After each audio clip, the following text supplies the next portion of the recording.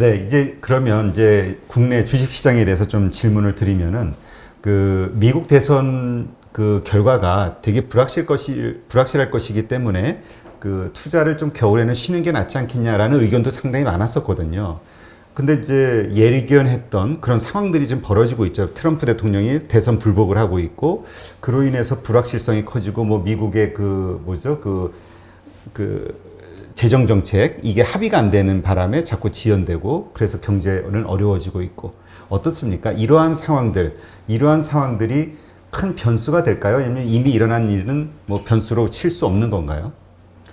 글쎄 뭐 민주주의라고 하는 게 우리가 그 스포츠 경기할 때도 마찬가지입니다만 치고 난 다음에 뭐 이런저런 걸로 사실 그렇게 시간 오래 끌거나 그러지는 않더라고요. 그러니까 이번의 경우에도 좀 뭐 불확실한 게 여러 가지 아직 남아있긴 합니다만 그것 가지고 크게 이슈를 잡을 건 아닌 것 같고, 다만 경기 부양책 문제는 시장이 저는 너무 낙관적으로 생각한다고 봐요. 되겠지 뭐 어쩌겠어, 미국이 경제 회복하려면 무조건 경기 부양책 써야 되는 거 아니겠어, 대규모로, 이런 생각을 갖고, 그러니까 주가는 올라가는 거야 이렇게 이제 일방적으로 생각을 하는데, 이 부분은 좀 문제가 좀 있을 수 있습니다. 그러니까 그 좀 보수적인 입장에서 생각을 해보면, 공화당 입장에서 생각해 보면 그렇게 돈을 뿌려가지고 경제 성장률이 좀 올라가 봤자 사람들은 일 안 해도 되네 라고 생각을 하고, 그러면 이제 계속 돈 줄 거야 라고 생각을 하는데, 근데 그러면 이제 정부 재정은 계속 고갈되고 성장률은 나오지만 정부 재정을 못 쓰는 상황이 되면 성장률은 곧바로 무너지면서 나라가 그때는 진짜 완전히 망하는 상황으로 간다라는 것이죠. 근데 지금은 이거는 뭐 정부가 돈을 안 쓰고 백신이 나오고, 정부가 돈을 안 쓰고 백신 열심히 개발하고 그러면서 어쨌든 좀 바이러스가 좀 확산되더라도 백신을 맞고 경제 활동을 재개하고 이런 활동을 거치면서 자생적으로 경제가 좀 둔화됐다가 뭐 빨리 돈 쓰는 것만큼 경제가 빨리 회복되지는 않겠지만 자생적으로 경제가 회복돼야지만 결국 나중에 파국을 막을 수 있지 않겠는가라는 관점으로 생각을 해보면, 경기 부양책을 대규모 쓰는 것은 오히려 미래를 위해 좋지 않거든요. 단기적으로.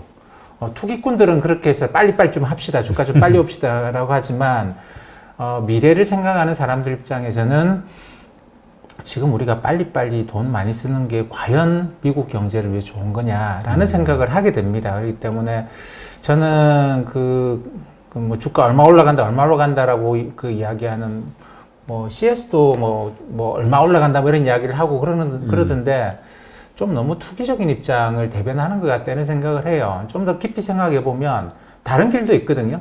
다른 길도 있고, 우리가 바이러스로부터 좀 고생스럽지만 이게 고생이 어느 정도 될수록 열심히 또 백신 개발하고 치료제 개발하는 애들은 더 열심히 하고 더 돈을 많이 써요. 야, 이렇게나 이게 심각한 문제이기 때문에 우리가 돈 써보자. 그럼 다음에 바이러스 문제가 또 다른 게 생겼을 경우에는 훨씬 더 이렇게 가는 게 훨씬 더 좋은 방법이겠죠. 그렇게 생각을 하면 뭐 미국이 돈을 막 써가지고 주가를 막 끌어올린다, 이거는 저는 조금 너무 투기적인 의견이라고 생각을 합니다. 네.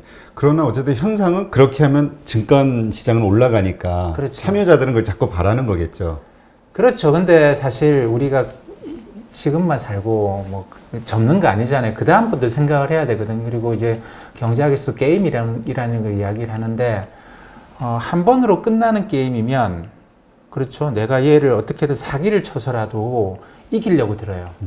근데 이게 한 번으로 끝나는 게 아니고 연속된 게임이라고 생각하면, 얘가 한 번 사기 당하고 나를 믿겠습니까? 그러면 나는 조그만 이익을 얻고 끝나버리거든요. 그러면 이게 게임이 계속될 거라 생각하면 얘한테서 신뢰를 얻는 식으로 행동을 바꾼다라는 겁니다. 그러니까 주식시장도 그러는데, 주식시장이 단기적으로 그런다고 해가지고 그걸 주잖아요? 그러면 갈수록 투기적인 시장이 돼가요. 근데 그거를 이제 막고, 우리가 지난번 선거 때 그런 이야기 하긴 했지만, 그때는 야당 때고 지금 우리가 이제 정부 여당이잖아. 그러니까 우리, 좀 기다려보세요. 천천히 가겠습니다. 일반적으로 많이 봤잖아요. 그렇게 함으로써 오히려 투기적인 움직임을 막고 경제가 좀 길게 성장할 수 있는 환경으로 가는 거죠. 그래서 주식시장이 하자는 대로 정부가 딸려갈 것이다? 저는 그렇게 생각은 안 합니다. 그 사람들이 막 투자를 안심하고 막 베팅하는 데는 요 코로나 사태 이후로 힘들어지면 연준이 돈 풀겠지. 이 생각이 가슴 속에 딱 깔려 있는 거잖아요. 네. 그런데 그 말씀하신 것처럼 많은 분들이 이러한 현상 때문에 나중에는 더 큰 부메랑이 돼서 치명적인 경제 그 어떤 위기가 올 수도 있다. 이런 얘기를 많이 하시긴 하더라고요. 그렇죠. 근데 연준이 할 수 있으면, 그러니까 지난 2000년 뭐 닷컴 버블 붕괴 때부터 연준이 계속 해왔죠. 그래서 이제 뭐 관성적으로 괜찮아. 연준이 다 알아서 하겠지 뭐. 근데 이제는 절대 그렇게 생각하시면 안 됩니다. 연준 카드 바닥 났어요. 그래서 오늘은 어떤 문제가 나왔냐면, 그 때문에 뭐 지금도 뭐 미국 주식시장의 선물 가격이 좀 하락해 있는 상황인데, 드디어 이게 상당히 심각한 문제가 이제 나왔습니다. 연준의 카드가 바닥 났다라고 저는 생각을 하고, 그동안은 많은 사람들이 그랬죠. 아, 연준에 맞서지 마라. 뭐, 그리고 연준이 다 도와줘. 그 풋옵션을 연준이 줄 거다. 뭐 이런 이야기를 많이 했는데, 바닥 났다라는 게 그런 거죠. 금리를 더 이상 낮출 수는 없고, 마이너스 금리 정책 있지 않느냐라는 이야기도 하시는데, 저는 마이너스 금리 정책만큼 바보스러운 정책은 없다고 생각해요. 유럽이 그거에서 금융기관들이 완전히 무너진 상황이거든. 부실이 커지고. 금융이 박살났는데 어떻게 경제가 좋아질 수 있겠습니까? 그렇죠. 일본도 그래요. 일본이 잃어버린 20년 어떻게 이야기를 하는데, 그 시작은 주택시장의 붕괴로, 그러니까 부동산 시장 붕괴로 인한 금융의 부실입니다. 그러니까 금융 부실을 메꾸기 위해서 정부가 계속 돈을 넣는데, 이거는 흔적도 없이 사라지는 돈이에요. 그냥 사라집니다. 그냥 투기판이 벌어졌다가 사라진 돈인데, 이거를 정부가 세금으로 메꾸고 있는데 흔적이 없어요. 근데 유럽도 지금 일본하고 똑같은 상황으로 가고 있거든요. 금융이 부실화된 마이너스 금리 정책으로 해서. 그래서 미국 연준은 마이너스 금리 정책 안 설 겁니다. 이건 끝났고, 돈을 풀면 되지 않느냐 그러면, 근데 돈 풀었더니 은행 예금으로 그 돈 다 들어가요. 이걸 이제 유동성 함정이라고 이야기하는데, 돈을 암만 뿌려봐도 이 돈은 돌아야 되거든요. 그렇죠. 중앙은행이 돈 푼다는 게 중요한 게 아니고, 푼 돈이 스스로 돌아줘야 되는데 안 돌아요. 그냥 은행 예금만 있고, 은행은 대출을 안 해줍니다. 은행 대출하게 할 수 있는 방법이 없어요. 일단 경기에 대한 자신감이 없으니까 투자도 그렇죠. 안 할 것이고, 그렇죠. 은행들도 뭐 맘 놓고 빌려주기가 어렵잖아요. 돈 떼먹힐 것 같으니까. 맞습니다. 근데 지금 올해 이제 연준이 한 정책은 뭐냐면, 이거 금리 인하 끝났고, 그 다음에 이제 그냥 양적 완화라고 하는 것이, 돈 풀어가지고 국채 사주는 걸로는 돈이 안 돌고 있고, 지금 연준이 올해 아주 강력한 효과를 냈던 게 뭐냐면, 재무부가 준 돈, 이 재무부 돈은 또 의회로부터 받았습니다. 의회로부터 돈을 받아서 재무부가 이 돈을 연준한테 주면서 네가 대출을 해라라고. 연준법에 13조 2항에 이게 있어요. 근데 13조 2항을 보면 재무부로부터 관리 감독을 받으라고 돼 있고, 의회한테 3개월에 한 번씩 보고를 하라고 돼 있습니다. 근데 이 돈 가지고 지금 대출을 했는데, 재무부가 지금 돈이 없잖아요. 그 장관이 이제 연준한테 한 거죠. 야, 우리 돈 없으니까 올해 연말까지 만기가 들어오는 돈 회수해서, 대출 회수해서 만기 때 회수해서 우리한테 줘라. 우리 또 딴 데 써야 될 때 이렇게 된 거죠. 근데 연준이 여기서 난리가 난 거예요. 그 돈 회수하라고? 안 돼요. 그 돈 회수하면 큰일 나요. 경제가 안 돌아갑니다. 못 준다. 이렇게 된 것이죠. 근데 재무부는 그 당신네들 법에도 13조 2항에 우리 지시 관리 감독 받으라고 돼 있는데, 우리가 회수하라고 하는데 너희들 왜 안 하냐? 안 된다. 이렇게 돼. 지금 그것 때문에 이거 새로운 국면인데? 이런 식의 생각을 하고 있거든요. 그렇기 때문에 연준 혼자서 할 수 있는 게 없어요. 그 의회가 이 돈 손실봐도 되는, 이게 왜 연준 혼자서 못하느냐 뭐냐면, 이 기업한테 대출을 내줬는데 기업이 부도나잖아요. 돈 못 그렇죠. 갚잖아요. 그러면 손실을 봅니다. 근데 민주주의 사회에서는 손실을 볼 수 있는, 국민의 세금이잖아요. 손실 보는, 메꾸는 게. 국민의 세금이 손실을 볼 수 있는 거는 의회가 승인을 해야 된다라는 게 가장 기본적인 전제예요. 네. 몇몇 현명한 사람들이 모여서 연준 같은 데서 손실을 볼 수 있는 돈을 집행을 한다? 그거 안 됩니다. 이건 어느 나라도 못하게 돼 있어요. 그렇기 때문에 경기부양책, 의회가 돈 쓸 거야. 뭐 그런 식으로만 생각을 하는 거죠. 그렇기 때문에 이번에 아직 의회 선거는 끝이 안 났거든요. 1월 5일 날 조지아주에서 선거를 해야 됩니다. 상원 선거. 거기서 공화당이 이제 지금 이미 50석은 확보를 했고, 이 조지아주에 2석이 있는데 여기서 2석을 다 얻거나 해서 공화당 힘이 세져 버리면 손실 볼 수 있는 돈 안 준다는 거. 연준이 그럼 할 것도 없어요. 지금 우리는 굉장히 어떻게 보면 위험한 상황까지도 가 있거든요. 물론 뭐 의회가 돈을 마구 퍼주면 되겠습니다만 이게 안 되면 우리는 지금 굉장히 위험한 상황으로 들어가고 있는 건데 뭐 주가가 뭐 얼마까지 올라갈 거다라고 이야기하는 그 논리의 맥락을 보면 어떻게 하겠냐 결국은 돈을 풀겠지. 그렇죠. 예, 결국은 돈을 풀 수밖에 없지 않겠냐. 미국이 그럼 경기가 망가지도록 방치하겠느냐. 근데 주식시장이 좋아하는 타이밍에 풀지 않을 수 있어요. 그러니까 어쩔 수 없이 풀기는 풀지만 그러니까 주식시장이 좀 더 크게 상승할 수 있는 모멘텀의 역할이 아니라 더 이상 추락하는 걸 막는 역할로 하는. 그럴 수도 있죠. 그렇기 때문에 따져야 될 게 많은데 그거를 너무 투기적인 관점에서 이야기하시고 그러는 경우가 좀 있죠. 네. 그러면 이게 이제 지금 요즘 최근 이슈인가 보죠?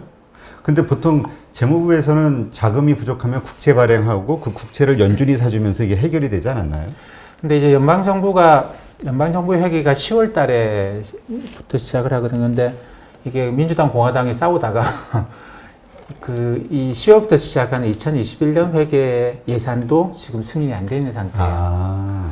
그러니까 이게 연준이 중앙정부가, 연방정부가 쓸 수 있는 돈이라고 하는 게 정해져 있죠. 정해져 있는데, 그러니까 연방정부가 볼 때는 써야 될 돈들이 저기 지금 써야 되는. 근데 이제 이 의회가 올해 3월 달에 준 돈이 있습니다. 그건 연준한테 준 게 아니고 정부한테 준 거예요. 정부가 네가 볼 때, 정부가 산업정책이라는 걸 하는 거거든요. 이런 산업에 돈을 써야 되겠다라고 하는 걸 정해서, 그러니까 긴급하게 지원해 줘야 되는 게 있으면 거기다가 써라라고 준 건데, 그래서 그 돈을 재무부가 연준한테 위임을 한 거죠. 그래서 이제 재무부가 볼 때는 지금 이거 지킬 게 아니고 저거 지켜야 되겠다고 새롭게 생각을 해서 그 돈 회수하라.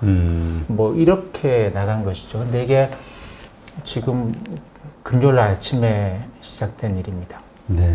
그러니까 이것도 어떻게 보면 시장에 좀 영향을 줄 수 있는 이슈가 될 수 있겠네요. 왜냐하면 그렇죠. 연준의 힘이 드러나는 그 상황이 되는 거잖아요. 말씀하신 대로. 네. 우리는 연준을 슈퍼파워라고 믿고 있는데. 이제는 아닙니다.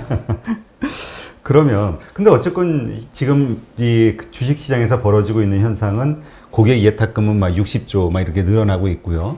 또 외국인은 뭐 순매수를 연속적으로 지금 들어오고 있잖아요. 그러니까 아주 큰 액수로. 그래서 이게 국내 주식시장은 이런 뭐 환경들 때문에 뭐 진짜 3천 이상까지도 갈 수 있는 거 아니냐 이런 의견들이 많이 나오고 있거든요.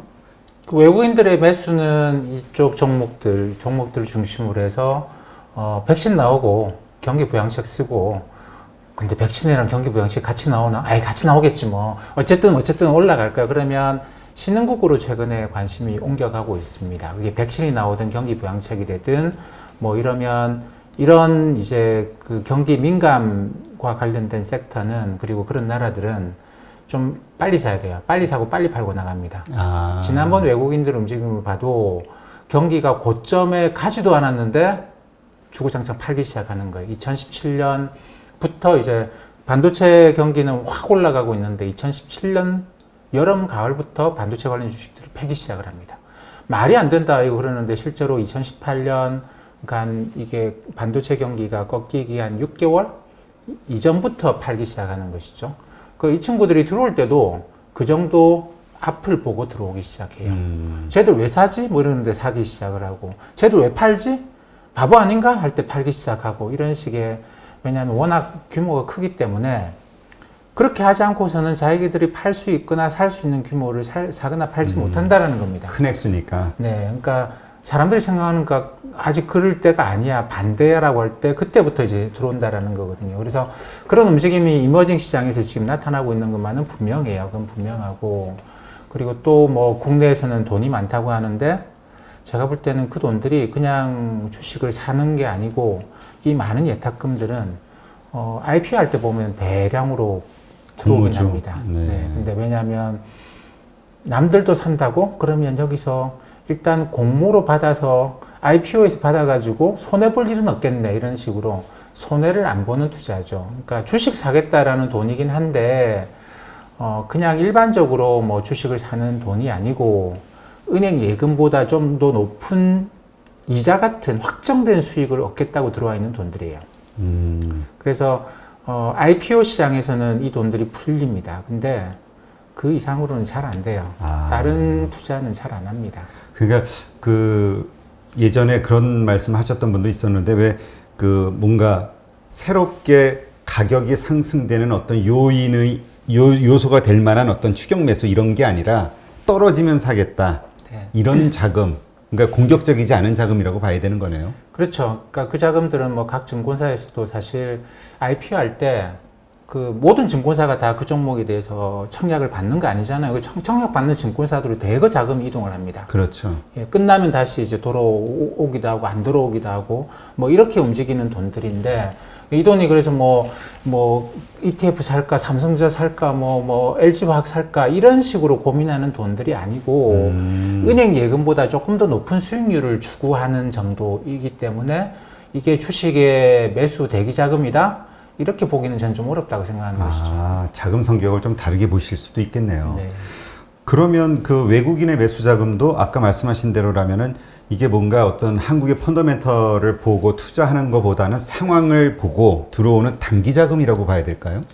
이 자금들은 이렇게 들어오면 그러니까 경기에 한 6개월씩 선행해서 움직이는 돈들은 좀 오래 남아 있어요. 아, 그래요? 예, 남아 있기도 하고 그리고 이제 결국은 경기 사이클 보고 경기 사이클 꺾이기 전에 나가고 하기 때문에 이 자금들은 좀 더 많이 묶이는 자금이다라고 봐야 되겠죠. 네. 그렇기 때문에 확실히 우리나라가 지금 우리나라 주식시장에서 대형 종목들을 치고 들어오기 때문에 지수 영향력이 상당히 높습니다. 상당히 높은데 근데 또 한편으로는 그렇죠. 우리나라 주가 지수는 다른 나라 주가 지수가 안 올라가는데 그러니까 가령 미국이나 중국의 주가 지수가 안 올라가는데 우리만 주가 지수 올라갈 수는 없어요. 그러다 보니까 이제 외국인들이 사면 국내 투자자들이 팔고 하면서 지수의 상승을 좀 막죠. 왜냐하면 다른 나라 주가가 안 올라가는데 우리나라만 올라가면 기존에 갖고 있는 주주들은 주식을 또 매도를 하거든요. 네, 그렇죠. 그러면 지금 어떻습니까? 이 외국인들이 많이 들어오긴 하는데 말씀대로 대형주, 뭐 삼성전자 같은 이런 쪽에 많이 들어오잖아요. 그러다 보니까 중소형주 같은 경우는 또 이렇게 소외받는다. 이런 얘기 하시는 분들도 있고요. 이럴 때 그 투자 전략으로는 외인들과 함께 따라 대형주 중심으로 가는 게 맞나요? 아니면 중소형주 계속 그런 쪽에서 그건 또 가끔 폭등하는 곳들도 있잖아요. 작아야. 어떤 투자 방식이 적합할까요? 그러니까 뭐 저는 그렇게 생각하는데요. 뭐 또 투자를 할 때는 일단은 내가 이거 뭐 1년 이상 몇 년씩 또 가져갈 수 있다. 물론 뭐 내일 팔 수도 있습니다만 들어가서 주가 떨어지면 내가 더 살 수 있다 이런 식의 생각을 갖고 이 1년 이상 투자한다고 생각할 수 있는 그런 종목에 들어가는 게 맞다고 생각합니다. 그래야지만 내가 원치 않던 반대 상황이 발생해도 내가 견뎌낼 수 있거든요. 그러니까 주식에서 이제 돈을 많이 잃는 방식은 그거죠. 내가 샀다가 손절매를 자주 한다거나 크게 떨어졌는데 내가 이 종목 왜 샀을까라고 해서 손절을 하는 경우에는 그게 이제 주식에서 돈을 벌기가 좀 어렵겠죠. 그렇게 본다고 한다면 저는 이렇게 가격이 올라와 있는 상황에서 실적 개선이 잘 안 될 것 같은데 왜냐하면 글로벌하게 우리나라도 그렇습니다만 경제가 그렇게 성장할 것 같지는 않아요. 그렇게 되면 작은 종목의 경우에는 그렇게 실적이 뒷받침될 것 같지는 않아요. 그러니까 이미 올라간 작은 종목을 근데 여전히 사람들이 몰려 있죠. 네. 근데 이게 대부분 다 언택트 쪽에서 좀 놀던 종목들인데 여기서 이 종목들은 근데 제가 볼 때는 사람들이 몰렸기 때문에 이런 몰린 효과 때문에 주가가 올라갔어요. 근데 실적이 나올 것 같지는 않고 이 종목은 어떤 이유로 한번 훅 떨어지고 나면 다시 더 사고 싶은 생각이 안 들어요. 왜냐하면 그때 내가 단기적으로 투기적인 그 용도로 주식을 샀다라는 걸 나도 알기 때문에 이걸 더 사고 들어가지는 않습니다. 그러니까 이런 종목들을 지금 사는 건 저는 좀 아니라고 봐요. 아니라고 보고. 어쨌든 지금은 요 종목들 아니고 요 종목이거든요. 그렇기 때문에 뭐 운송 관련 경기 민감주를 사시거나 안 그러면 외국인들을 따라서 그래 이거 한 6개월, 1년씩 또 후에 판다고 생각하고 요 종목들 들어가거나 이렇게 해야 될 거라고 봅니다. 아, 그 말씀은 지금 외국인들이 지금 뭐 삼성전자 이런 데 투자한다고 해서 외국인들이 많이 들어온다고 해서 바로 좋아질 거라고 기대하면 안 되겠네요. 네. 조금 더 걸릴 수 있다. 후행할 수 있다. 아, 그렇군요. 근데 이런 상황에서 이제 기관들에 대한 그 일반 투자자들의 그 실망감이 좀 있더라고요. 오를만 하면 막 팔아 제끼고 그 좀 떨어져도 이렇게 사주지도 않고 어떻습니까? 기관이 지금 현재 포지션이랄까? 이 힘이 이렇게 좀 약해 보이는데요. 기관도 몇 가지 종류로 나눠볼 수 있는데요. 가령 연기금들은 국내 투자 비중을 줄이고 있습니다. 네. 대표적인 국민연금이 국내 투자 비중을 줄이는 거는 사실 그거는 국민연금의 운용력들이 결정한 게 아니고 국민연금의 이제 운용력 고위에 그 자산운용위원회가 있는데 거기는 뭐 가령 소비자 단체, 노조 이런 데서도 이제 보내서 이 전반적으로 장기적으로 우리 국민들의 연금이 안전하게 증식하기 위해서는 어떻게 해야 되는지 이걸 짜는 거거든요. 그러니까 뭐 펀드 매니저들이 작정해가지고 국내 주식 파는 건 아니고 이쪽에서 결정한 게 국내 비중은 줄이는 게 좋겠다. 왜냐하면 이거 국내 비중 늘려놨다가 나중에 연금을 이제 이게 십몇 년 지나면 파는 게 사는 것보다 더 많아지거든요. 그러면 그때 가서 국내 주식 팔기 시작하면 누가 사느냐라는 겁니다. 외국인들도 다 도망갈 거예요. 국내 개인 투자들 다 도망가겠죠? 국민연금 판다는데. 그렇죠. 그러니 그러한 문제를 없애기 위해서는 그래서 이제 그런 이야기를 하는 거죠. 뭐 방 안의 코끼리다. 연못에 뭐 고래다. 이런 표현을 써요. 그러니까 그런 문제가 발생 안 하게 하려고 그러면 지금 국내 비중을 늘리는 건 아니다라는 것이죠. 그러면서 국내 비중을 줄이고 해외 비중을 늘리고 있습니다. 국민연금이 그렇게 하면서 뭐 다른 이제 장기 투자하는 연기금들 대부분 다 그렇게 해요. 그러니까 그걸 비난한다? 그래서는 안 된다고 봐요. 이건 어쩔 수 없는 당연한 현상이죠. 그 다음에 또 이제 뭐 이 국내 기관들 또 다른 뭐 자산운용사. 아니, 그거는 개인들이 자산운용사에 투자를 안 하니까, 펀드에 투자를 안 하시니까, 환매를 하니까 걔들이 파는 거거든요. 아, 이걸 또 비난하시면 안 되죠. 안 되고.